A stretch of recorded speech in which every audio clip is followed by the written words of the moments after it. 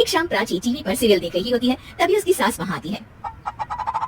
अरे सीरियल में तो ऐसे मग्न है जैसे आज रात का खाना पड़ोसी आकर बनाएंगे। मुझे पता ही नहीं था आपने अपने बेटे की शादी पड़ोस में भी की हुई है। हैं? मतलब?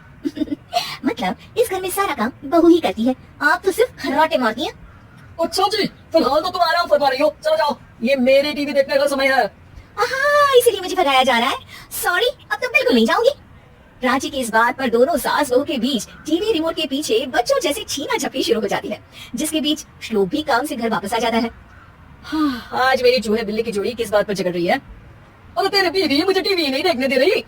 अरे तुम्हारी मम्मी मुझे खाना बनाने के लिए फोर्स कर रही है। अरे वाह, ऐसे बेतुके रीजन पर तो बच्चे भी झगड़ा नहीं करते। अरे मुझे कुछ मत बोल, सब इसने ही शुरू किया है। हाँ, जैसे आपके बहुत दूध की धुरी है ना।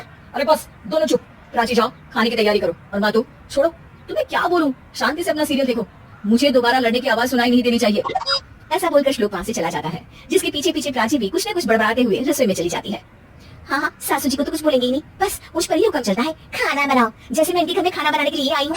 इसी तरह शाम बीतती है और रात को श्लोक और प्राची की सास खाना खाकर सोने चले जाते हैं, लेकिन प्राची गुस्से में कुछ खाए बिना काम में ही लगी रहती है। इस घर में किसी को घंटा फिक्र नहीं पड़ता मैं खाऊं या भूखी रहूं। प्राची कुछ देर के लिए रसोई से बाहर जाती है और जैसे ही वापस आती है तो वहाँ दूध का भरा ग्लास देखकर हैरान रह जाती है। फिक्र पूरी है, बस दिखाना नहीं है। प्राची दूध पीकर सोने चली जाती है और अगली सुबह एक बार फिर सास बहू का कार्टून नेटवर्क स्टार्ट हो जाता है। ये तुमने ही किया है। अरे अजीब जबरदस्ती है, मैं बोल रही हूँ मैंने कुछ नहीं किया। दोनों ने मिलकर पूरे घर को पागल खाना बनाया हुआ है। यहाँ कोई नॉर्मल इंसान तो रह ही नहीं सकता, इसीलिए अब पड़ोसी क्या रिश्तेदार भी घर आने से कतराते हैं। और सुन बेटे, तू भी चंगा, तेरी माँ भी चंगी, तेरी बीवी भी चंगी, रिश्तेदार।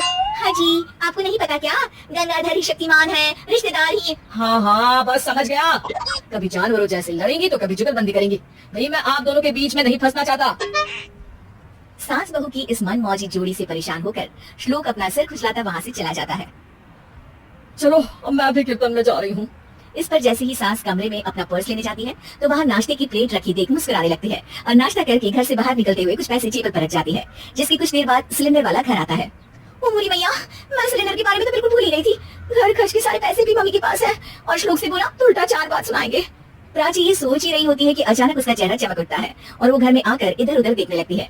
तभी उसकी नजर टेबल पर रखे पैसों पर पड़ती है, जिन्हें वो सिलेंडर वाले को दे देती है। ये सब श्लोक देख लेता है। अच्छा बेटे, इतना बड़ा घोटाला, सबके सामने मैं तेरी दुश्मन और पीठ पीछे तेरी मेरी यारी। इस पर श्लोक एक प्लान बनाता है और शाम को सब एक साथ बैठे होने पर बोलने लगता है। माँ, तुम दोनों की बहुत लड़ाई होती है, इसलिए मैं सोच रहा हूँ कि प्राची को उसके घर छोड़ाऊं, इससे वो भी खुश रहेगी और तुम भी। अचानक श्लोक की ये बात सुनकर सास बहू शौक से उसकी तरफ देखती है। अरे ऐसे कैसे घर छोड़ाओगे, मुझे कहीं नहीं जाना।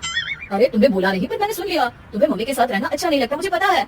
अरे वो, अरे जब बहू खुद कुछ काम बोले तो वो तुझे सुनता नहीं, और अब जो इसने बोला ही नहीं वो तू समझ गया। जब उसे नहीं जाना तो फिर जबरदस्ती क्यों कर रहा है?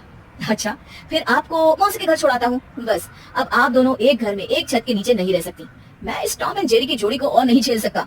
है ऐसे कैसे नहीं रह सकते? तुम्हें इतनी दिक्कत है तो तुम्हारा बोरिया बिस्तर पैक कर देती हूँ, लेकिन मम्मी जी कहीं नहीं जाएंगी। बिल्कुल यही सुनना था मुझे। अगर दोनों में इतना ही प्यार है फिर हर वक्त ये लड़ाई का नाटक क्यों करती हो? देखा मैंने कैसे माँ किचन में दूध रखती है और तुम उनके लिए कमरे में नाश्ता रखती हो, और कैसे वो पहले ही तुम्हारी दिक्कत समझकर घर में पैसे रखकर बाहर जाती है। अरे भाई, इतना ड्रामा तो डेली सोप में भी नहीं होता जितना तुम दोनों ने इस घर में फैलाया हुआ है। तू हमें टॉम एंड जेरी बोलता है ना, तो याद कर वो दोनों भी एक दूसरे को बाहर वालों की बुरी नजर से बचाने के लिए हमेशा सबके सामने लड़ते थे, लेकिन अकेले में दिक्कत के समय मदद भी तो करते थे। बस हमारा रिश्ता भी कुछ ऐसा ही है।